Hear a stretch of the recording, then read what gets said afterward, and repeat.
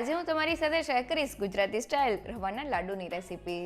તો આ લાડુને આપણે ઘરની સિમ્પલ વાટકીથી પરફેક્ટ માપ સાથે બનાવશું. સાથે લાડુ બનાવવામાં બહુ જ સહેલા છે, જેમાં ના તો આપણે કોઈ પણ જાતનો માવો એડ કરવો પડશે કે ના તો ચાસણી લેવાની ઝંઝટ થશે. ઘરની સિમ્પલ 4 સામગ્રી સાથે લાડુ બનીને તૈયાર થઈ જાય છે, જે ખાવામાં સોફ્ટ, ક્રીમી અને સ્વાદમાં એકદમ જબરજસ્ત બને છે. તો ફક્ત 2 વાટકી રવામાંથી અંદાજિત 800 ગ્રામ અને 21 નંગ જેટલા લાડુ બનીને તૈયાર થઈ જાય છે, જેને એકવાર ચોક્કસથી ટ્રાય કરવા જેવા છે. તો ચાલો રેસીપી શરૂ કરીએ.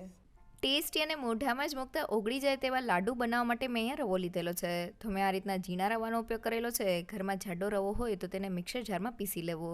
વાટકીના માપથી 2 વાટકી અને વજનમાં 320 ગ્રામ જેટલો ઝીણો રવો લીધેલો છે. હવે મેં રવાથી અડધું એટલે કે 1 કપ અને વજનમાં 160 ગ્રામ જેટલું ઘી લીધેલું છે. તેમાંથી 4 મોટી ચમચી જેટલું ઘી રવામાં એડ કરી દઈએ અને હવે ઘીને લોટમાં એકદમ સારી રીતે મિક્સ કરી લઈએ. તો છે ને એકદમ સહેલું માપ 1 વાટકી રવા સાથે આપણે 2 મોટી ચમચી જેટલું ઘીનું મોણ એડ કરવાનું છે. અહીંયા મેં 2 કપ જેટલો લોટ લીધેલો છે, એટલે મેં 4 મોટી ચમચી જેટલું ઘી એડ કરેલું છે. તો તમે જોઈ શકો છો કે ઘી એકદમ સારી રીતે લોટમાં મિક્સ થઈ ગયું છે, જેનાથી લોટનું ટેક્સચર આ રીતનું ક્રમ્બલી તૈયાર થઈ ગયું છે, જેને હાથમાં દબાવીએ તો તે સારી રીતે બાઇન્ડ થઈ જાય છે. મીન્સ આપણા મોણનું માપ લોટમાં એકદમ પરફેક્ટ છે. હવે લોટ બાંધવા માટે મેં અહીંયા આંગળી અડાડી શકાય તેટલું ગરમ પાણી લીધેલું છે. તેને થોડું એડ કરતા જઈને આપણે મુઠિયા માટેનો કઠણ લોટ બાંધી લઈએ. તો મેં લોટને બાંધી લીધેલો છે અને તે આ રીતનો કઠણ છે. આ રીતનો લોટ તૈયાર કરવામાં મારે અડધા કપ જેટલા સેજ ગરમ પાણીની જરૂર પડેલી છે. તો તૈયાર થયેલા લોટને ઢાંકીને ફક્ત 10 મિનિટ માટેનો રેસ્ટ આપી દઈએ, જેથી રવો એકદમ સારી રીતે ફૂલી જાય. તો રવાના લાડુમાં આપણે જેટલો રવો લેતા હોય તેનાથી આપણે અડધું ઘી લેવાનું છે. અહીંયા મેં 2 વાટકી રવા સાથે 1 વાટકી જેટલું ઘી લીધેલું છે. સાથે ઘીને ઉગાડીને લીધેલું છે, જેથી તેનું એકદમ પરફેક્ટ માપ તૈયાર થાય. સાથે રવાના આપણે મુઠિયા તૈયાર કરવાના છે, એટલે મુઠિયા તૈયાર કરતાં પહેલાં આપણે રવામાં ઘીનું મોણ એડ કરવાનું છે. અહીંયા રવામાં આપણે મુઠ્ઠી પડતું મોણ એડ કરવાનું છે. ઘીનું મોણ એડ કરવાથી ઘીનું એકદમ સરસ કોટિંગ રવાના દાણા ઉપર થશે, જેનાથી લાડુ ખાવામાં એકદમ ફરસા તૈયાર થશે. સાથે લોટ બાંધવા માટે રેગ્યુલર પાણીની જગ્યાએ જો આપણે સેજ ગરમ પાણીનો ઉપયોગ કરશો તો રવો પાણીને એકદમ સારી રીતે એબ્ઝોર્બ કરીને ફૂલી જશે. અહીં આપણે એ વાતનું ખાસ ધ્યાન રાખવાનું છે કે આપણે લોટને કઠણ બાંધવાનો છે. જો આપણે લોટને ઢીલો કરી દેશું તો મુઠિયા તો તૈયાર થઈ જશે, પણ જ્યારે આપણે મુઠિયાનો ભૂકો તૈયાર કરીને ચૂરમું તૈયાર કરશું તે થોડું ચીકાશવાળું તૈયાર થશે. તો 10 મિનિટ થઈ ગઈ છે અને લોટને જોઈએ તો લોટ એકદમ સારી રીતે સેટ થઈ ગયો છે. હવે તેમાંથી મુઠિયા બનાવવા માટે થોડો લોટ હાથમાં લઈને તેને ઓવલ શેપ આપી દઈએ. અને હવે મુઠિયા અંદર સુધી એકદમ સારી રીતે તળાઈ જાય એટલે આંગળીને મુઠિયામાં આ રીતના દબાવી દઈએ અને હવે આ રીતના બધા જ મુઠિયાને તૈયાર કરી લઈએ. હવે મુઠિયાને તળવા માટે મેં તેલને ગરમ કરી લીધેલું છે. ગરમ તેલમાં મુઠિયાને તળવા માટે એડ કરી દઈએ. તો મેં કડાઈમાં સમાય તેટલા મુઠિયા એડ કરી દીધેલા છે. શરૂઆતમાં આપણે મુઠિયાને પલટાની ઉતાર નથી કરવાની, નહીં તો મુઠિયા પોચા હોવાને લીધે તેલમાં તૂટી જશે. તો લગભગ 2 મિનિટ જેવું થઈ ગયું છે. મુઠિયા થોડા તળાઈ જાય એટલે તેને હળવે હાથે ફેરવતા જઈને તળી લઈએ. તો મુઠિયાને તળતી વખતે આપણે ગેસની ફ્લેમ એકદમ ધીમી રાખવાની છે. તો તમે જોઈ શકો છો કે જેમ જેમ હું મુઠિયાને તળતી જાઉં છું તેમ મુઠિયા ઉપર આ રીતની ક્રેક્સ આવતી જાય છે. મીન્સ આપણા મુઠિયા અંદર સુધી એકદમ સારી રીતે તળાઈ જાય.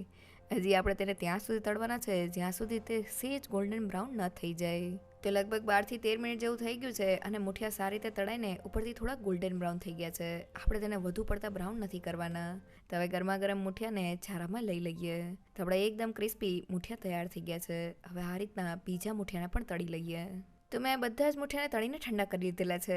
એક મુઠિયાને હાથેથી તોડીને જોઈએ તો મુઠિયા ક્રિસ્પી હોવાની સાથે એકદમ ફરસા તૈયાર થયા છે, જે લાડુ બનાવવા માટે એકદમ પરફેક્ટ છે. તો મુઠિયાના નાની સાઇઝના ટુકડા કરી લઈએ અને હવે મુઠિયાને પીસવા માટે મેં નાની સાઇઝનું મિક્સર જાર લીધેલું છે. તેમાં મુઠિયાના ટુકડાને એડ કરી દઈએ. હવે ઢાંકણ બંધ કરી દઈએ અને મિક્સરને આ રીતના રિવર્સ બાજુ એટલે કે પલ્સ ઉપર ચાલુ બંધ કરતા જઈને મુઠિયાને ગ્રાઇન્ડ કરી લઈએ. ઢાંકણ ખોલીને જોઈએ તો આ રીતનો ભૂકો તૈયાર થઈ ગયો છે.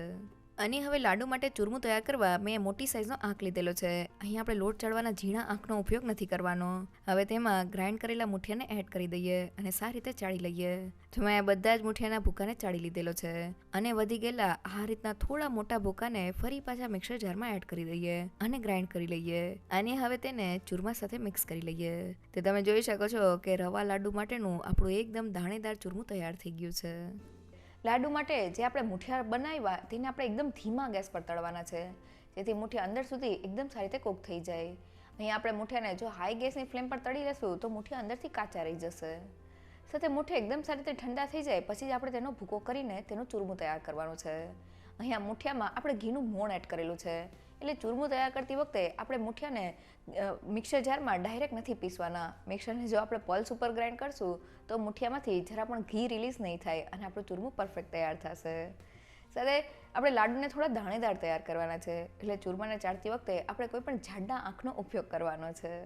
અને હવે લાડુમાં એડ કરવાના ડ્રાયફ્રૂટને શેકવા માપ પ્રમાણે લીધેલા ઘીમાંથી 1 મોટી ચમચી ઘી પેનમાં એડ કરી દઈએ. હવે મેં અહીંયા 2 મોટી ચમચીલા કાજુના ટુકડા, 2 મોટી ચમચીલી બદામના ટુકડા, 2 મોટી ચમચીલા પિસ્તાના ટુકડા અને 2 મોટી ચમચીલી સૂકી દ્રાક્ષ લીધેલી છે. તો મેં ટોટલ અડધા કપ જેટલું ડ્રાયફ્રૂટ લીધેલું છે. તેમાંથી કાજુ, બદામ અને પિસ્તાને ઘીમાં એડ કરી દઈએ અને થોડા શેકી લઈએ. તો ડ્રાયફ્રૂટ થોડા શેકાઈ જાય, હવે તેમાં કિસમિસને એડ કરી દઈએ અને સારી રીતે શેકી લઈએ. તો કિસમિસને શેકાતા એકદમ ઓછો સમય લાગે છે, એટલે આપણે તેને શરૂઆતમાં એડ નથી કરવાની. થોડું બધું જ ડ્રાયફ્રૂટ સારી રીતે શેકાઈ ગયું છે. હવે તેને લાડુના મિક્સરમાં એડ કરી દઈએ. અને હવે આવે છે કંદોઈની સિક્રેટ ટીપ. તેના માટે માપ પ્રમાણે લીધેલા ઘીમાંથી થોડું ઘી પેનમાં એડ કરી દઈએ. હવે મેં અહીંયા ફક્ત અડધી વાટકી જેટલો ચણાનો લોટ લીધેલો છે, તેને એડ કરી દઈએ અને સારી રીતે મિક્સ કરી લઈએ. તો શરૂઆતમાં ચણાનો લોટ બધા જ ઘીને એબ્ઝોર્બ કરી લે છે. હવે ઉપરથી ફરી પાછું 2 મોટી ચમચીલું ઘી એડ કરી દઈએ અને તેને સારી રીતે મિક્સ કરી લઈએ. તો લોટને શેકતી વખતે ઉપરથી આ રીતના ઘી એડ કરવાથી લોટ એકદમ સારી રીતે ઘીને એબ્ઝોર્બ કરીને ફૂલી જાય છે. હજી આપણે લોટને ત્યાં સુધી શેકવાનો છે જ્યાં સુધી તેનો કલર બદલાઈને સેજ ગોલ્ડન બ્રાઉન ન થઈ જાય. તો લગભગ 3 મિનિટ જેવું થઈ ગયું છે અને લોટમાંથી એકદમ સરસ શેકાવાની સુગંધ આવવા લાગી છે અને લોટનો કલર આ રીતનો સેજ ગોલ્ડન બ્રાઉન થઈ ગયો છે. અહીં આપણે લોટને વધુ પડતો નથી શેકવાનો. તો હવે તેને લાડુના મિક્સરમાં એડ કરી દઈએ. સાથે ફ્લેવર માટે 1 ચમચીલો એલચી પાવડર એડ કરી દઈએ અને બધી જ વસ્તુને મિક્સ કરી લઈએ. તો બધી વસ્તુ મિક્સ થઈને આપણું લાડુનું મિક્સર તૈયાર થઈ ગયું છે. અત્યારે મિક્સર થોડું ગરમ છે, એટલે આપણે તેમાં મીઠાશ એડ નથી કરવાની. મિક્સર ઠંડુ થાય પછી જ આપણે તેમાં મીઠાશ એડ કરવાની છે. તો રવાના લાડુમાં ચણાનો લોટ એડ કરવાથી લાડુનો સ્વાદ એકદમ વધી જાય છે, સાથે લાડુને એક બાઇન્ડિંગ પણ મળે છે. અહીંયા મેં 2 વાટકી રવા સાથે ફક્ત અડધી વાટકી જેટલો ચણાનો લોટ લેવાનો છે. સાથે ચણાના લોટને આપણે શરૂઆતમાં એડ નથી કરવાનો. જો રવા સાથે જ આપણે ચણાના લોટને એડ કરીને લોટ બાંધી દઈશું તો મુઠિયા જે તૈયાર થશે તે થોડા ચીકાશવાળા તૈયાર થશે, એટલે આપણે ચણાના લોટને શેકીને એડ કરવાનો છે. અહીંયા ચણાના લોટને આપણે ઘીમાં શેકવાનો છે, પણ ઘીમાં શેકતી વખતે આપણે ઘીને લોટમાં બેચીસમાં એડ કરશું. જ્યારે લોટ શેકાતો હશે અને ઘી આપણે ઉપરથી એડ કરશું એટલે લોટ એકદમ સારી રીતે ફૂલી જશે અને તેનો એકદમ સરસ સ્વાદ આપણા લાડુમાં આવશે. અહીંયા ચણાનો લોટ આપણે જ્યારે રવાના ચૂરમામાં એડ કરી દઈએ પછી આપણે ચૂરમાના મિક્સરને એકદમ સારી રીતે ઠંડુ કરી લેવાનું છે, કારણ કે આ લાડુમાં આપણે મીઠાશ માટે સાકર એડ કરવાના છે. જો સાકરનો ભૂકો આપણે ગરમ મિક્સરમાં એડ કરી દઈશું તો તે મિક્સરને ઢીલું કરી દેશે, એટલે મિક્સર ઠંડુ થાય પછી જ આપણે તેમાં મીઠાશ એડ કરવાની છે. અને હવે લાડુના મિક્સરમાં મીઠાશ એડ કરવા મેં 1 કપ અને વજનમાં 160 ગ્રામ જેટલી ખડી સાકર લીધેલી છે. તમે તેની જગ્યાએ ખાંડનો ઉપયોગ પણ કરી શકો છો. તેને મિક્સર જારમાં એડ કરી દઈએ અને ગ્રાઇન્ડ કરી લઈએ. તો સાકર ગ્રાઇન્ડ થઈને આ રીતનો ફાઇન ભૂકો તૈયાર થઈ ગયો છે. અને હવે લાડુના મિક્સરને જોઈએ તો મિક્સર એકદમ સારી રીતે ઠંડુ થઈ ગયું છે. હવે તેમાં ગ્રાઇન્ડ કરેલા સાકરના ભૂકાને એડ કરી દઈએ અને સારી રીતે મિક્સ કરી લઈએ. તો જેને એકદમ સહેલું માપ 2 કપ રવા સાથે આપણે તેનાથી અડધું એટલે કે 1 કપ જેટલી સાકર કે પછી ખાંડનો ભૂકો લેવાનો છે. તો બધી વસ્તુ મિક્સ થઈ ગઈ છે અને લાડુના મિક્સરમાં બસ આ રીતનું થોડું જ બાઇન્ડિંગ છે. તો મિક્સર એકદમ સારી રીતે બાઇન્ડ થઈ જાય એટલે માપ પ્રમાણે વધેલું ઘી બધું જ એડ કરી દઈએ અને સારી રીતે મિક્સ કરી લઈએ. તો ઘી એકદમ સારી રીતે મિક્સ થઈને લાડુના મિક્સરમાં આ રીતનું બાઇન્ડિંગ આવી ગયું છે. હવે થોડું મિક્સર હાથમાં લઈને તેને લાડુનો શેપ આપી દઈએ. તો તમે જોઈ શકો છો કે આપણો એકદમ પરફેક્ટ બાઇન્ડિંગ સાથે લાડુ તૈયાર થઈ ગયો છે. આ રીતના બધા જ લાડુને તૈયાર કરી લઈએ. તો મેં બધા જ લાડુને તૈયાર કરી લીધેલા છે. 2 કપ રવામાંથી 21 નંગ અને 800 ગ્રામ જેટલા રવાના લાડુ તૈયાર થયા છે.